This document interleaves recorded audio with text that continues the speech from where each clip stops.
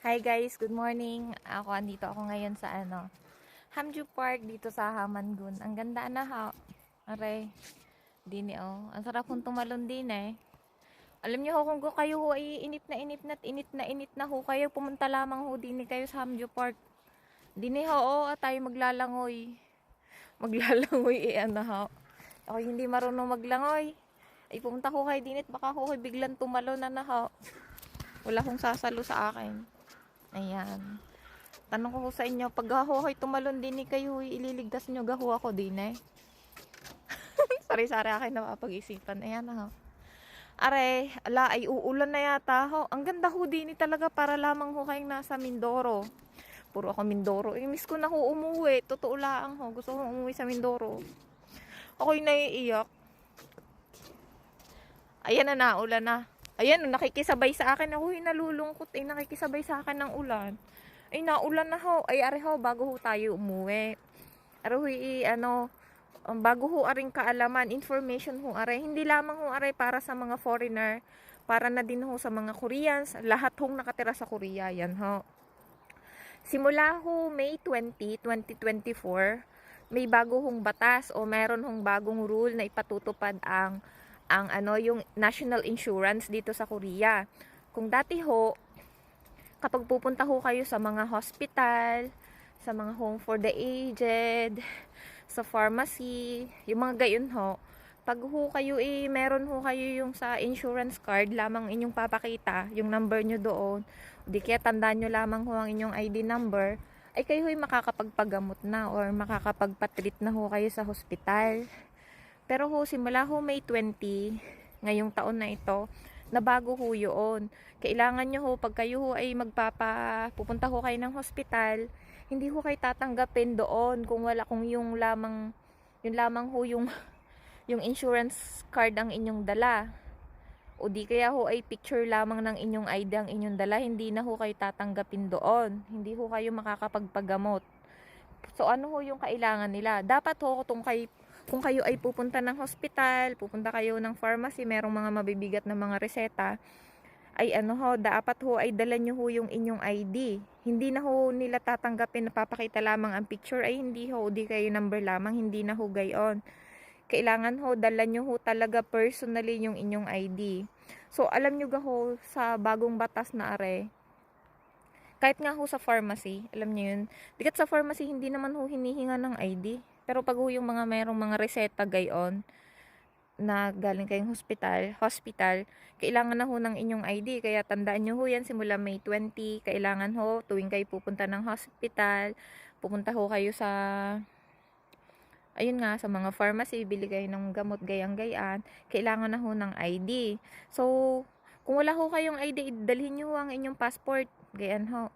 Parang apektado ho dito yung mga kaibigan natin diyan ng mga TNT. Medyo ho maapektuhan ho kayo diyan at mahirap hong magpagamot. Hindi naman ho siguro ganun kahirap, pero alam niyo ho yun, medyo magiging mahigpit ho. Yan ho ay sa kadahilanan na dini ho sa Korea ay marami hong madadaya. Oo, marami hong madadaya dini na. Alam niyo ho yung nagbe-benefit ho sila dun sa insurance na hindi naman ho sila naka-register. O, isang halimbawa na lamang dyan, itong kaso na alam ko. Areho. Areho'y matagal nang nangyari, pero areho'y totoo talagang nangyari. Areho'y garne. Yun hong talagang may-ari ng insurance, yun hong nakapangalan yung insurance dun ho sa kapatid niya. Yun hong asawa ng Korean. Yun ho yung F6 visa. Eh, ang nangyari, may mga anak din ho, gayaan. Ay, di ho na-invite ho yung kanyang kapatid din sa Korea. Di gayaan. Di nandini ho yung kanyang kapatid, nag-aalaga ng kanyang anak. Ay, ang nangyari ho, itong kapatid ay nagkasakit. Nagkasakit ho yung kapatid. Eh, syempre ho, mahal ho ang paggamot din sa Korea. Eh, wala pa naman yata ho, wala pa hong insurance nun yung kapatid niya. Hindi ho naka-register. Ang ginawa ho na ring ate, ang ginawa ho, ipinagamit ho, pagpunta ho sa hospital, ipinagamit ho yung kanyang yung kanyang ID, yung kanyang pangalan. Ay paano nga, hindi naman ho chinecheck yung mukha ng tao eh. Di ho ang pangalan nung na-hospital, yung pangalan ho nung asawa ng Koreano, hindi ho yung kapatid. Ang problema ho din ang naging problema ho doon, ay di yun nga, yun hong kanyang kapatid, ay cancer pala ho ang Ang sakit ho ng kapatid na hospital na pinahiram niya ng kanyang ng kanyang insurance card ay cancer. Ay yun ho, lumala ho na lumala ho yung kanyang kapatid hanggang sa yun na nga ho. Sa kasamaang palad ho ay namatay, yumao ho yung kanyang kapatid. Ay ang ho doon, ang malungkot ho doon, ang nakakaano ho, ay pangalan ho ng ate na asawa ng Koreano, ang namatay ho yung kapatid. Hindi naman ho yung taga din di ho ang nangyari doon, inamatay ho sa papel ho. Pinalabas ho nila na pinalabas ho nila na ang namatay ho yung asawa ng Koreano. Di ho yung na yun yung kanya, yung talaga hong may-ari ng insurance card, namumuhay ho siya na wala ho siyang identity na kasi ho namatay ho yung record niya gayon ho. So ang nangyari ho doon, hindi ko ho masyadong naabangan yun dahil ho yun ho inilapit ho nila yun sa center ay pag ho dahil sa sobra hong laki ng gastos doon sa hospital, hindi ho nila kayang bayaran.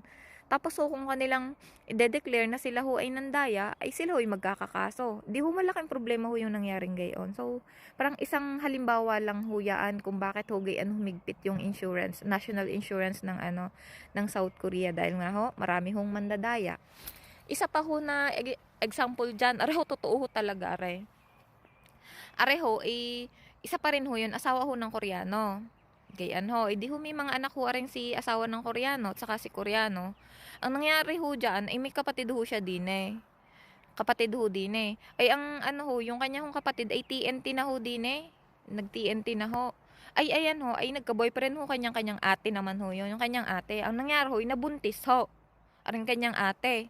Ay ang ginawa ho, dahil nga ho doon sa insurance card wala naman ho dong wala naman hong ID, hindi naman ho hinihinga ng identification card pag pupunta kayo ng hospital man din. Kahit ho number lamang sabihin nyo, hindi naman ho chine-check yung mukha. Hanggang sa ngayon, ang ginawa ho nila ay nabuntis ho yung kanyang yun hong insurance card ho nung kapatid, nung bunsong kapatid yung ginamit nila sa hospital sa OB, ay buntis ho. Ay di ho ang nangyari, ang nakarecord ho na buntis ay di ho yung may-ari ng insurance card. Tapos ho pareho, nanganak na ho aring ate. Hanggang ho sa nanganak, ay di ho legally, ang nakarecord ho, ang nanganak ho yung asawa ng Koreano, yung may-ari ng insurance card. Totoo are talagang nangyari. Are ho talaga din ho sa amin nangyari, din sa amin. Gian ho, tapos yun ho, nangyari, nakaregister ho yung bata ho, dun ho sa asawa ng Koreano. Di ho naging anak ng Koreano, pinayagan naman ho ng Koreano. Kaso ho, areho, itong si ate, yung TNT nga din nakakita ho siya ng ng bago ho, Koreano naman ho. Pinakasalan ho siya ng Koreano. Alam naman ng Koreano na may anak ho siya. Ang nag-aalaga naman ng bata yung mismong mga nanay Ang nangyari ho dun, pinakasalan ho siya, di ho siya naging legal din ang gusto ho mangyari nitong ate, tsaka ng Koreano, ay kunin ho yung bata, yung sa pangalan ng bata. Ay wala ho, naging kaso ho yun. Kinaso ho nila, parang idinaan ho yun sa court dahil nga ho, anak ho ng Koreano din sa kanyang kapatid Tapos ba't nila kukunin gayon? So, ayan, ang gulo ho ng aking Intindihin nyo na lamang ho, basta ho sa madaling salita, simula ho sa May 20, 2024, hindi na ho pwedeng pumunta sa hospital kung kayo magpapagamot nang wala ho kayong ID. O di kaya picture lamang ang inyong dala. Kailangan ho, meron ho kayong mga valid ID na dadalhin. Kung hindi man ho yung inyong ARC, yung inyong, alam mo yun, Jumindong Nokjeng, hindi man ho yun, magdala ho kayo ng passport, pwede ho yung inyong driver's license, yung mga gayon, yun hong sa disability card, yun hong mga gayon, yun hong national yung ina-accept ho ng Korea na mga national ID gayon. So ayan na ho, naulan na, ako yung mababasa, sa kagustuhan ko lamang hong ipakita at maiba ho yung ating environment, ay di ho yaan, ang ganda na ho. Masarap ho din yung pumunta, maglakad-lakad kung ho kayo may kahawak kamay. Hindi ho katulad ko na mag-isa lamang ho pumunta. Gian ho talaga pag nangangapit bahay. Sige na, bye-bye. Good luck ho dyan sa mga tao-tao dyan na walang insurance. Ihanda na ho ninyo ang inyong limpak-limpak na salapi.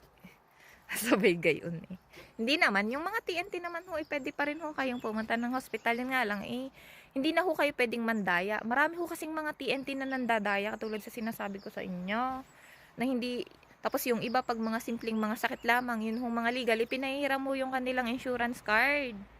Kaya yun ho, bye-bye.